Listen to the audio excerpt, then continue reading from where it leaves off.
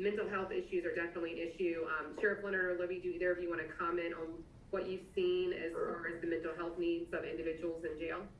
Yeah, absolutely. That is, and you understand that addiction and mental health are co-occurring, so they go hand in hand. And what we've done in the past, and I can only speak for Chesco County, but what we've done in the past is when somebody served their time, we just released them from our jail, and there was no continuity of services. So we've implemented a robust program where before you leave, we have a reentry program filled out for you specifically. We have all your follow-on appointments already scheduled. We've provided transportation through grants to get to those appointments. Kelly Freed is the director of Chesco County Mental Health. She works very well with us. She is very in tune with this issue. Her folks over at Chesco County Mental Health provide a great service on that follow-on.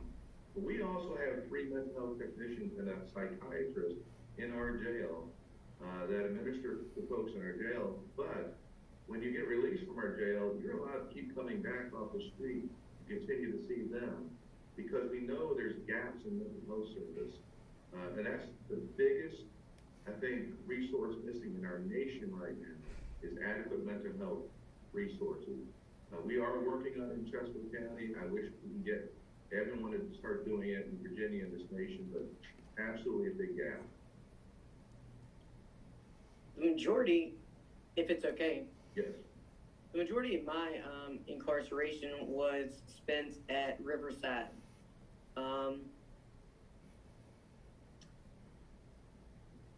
Their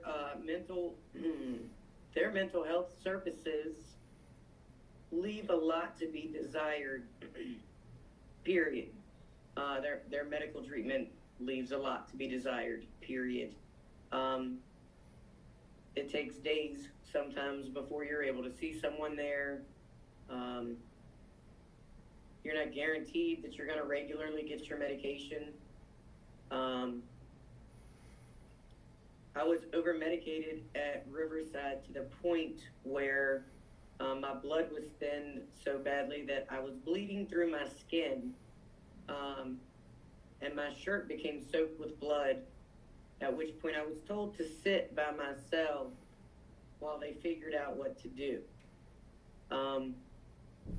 Chesterfield County was nothing like that. I got immediate medical care. I was able to get in and talk to nurses and doctors and mental health professionals. Addiction is absolutely a feelings and emotions disease. And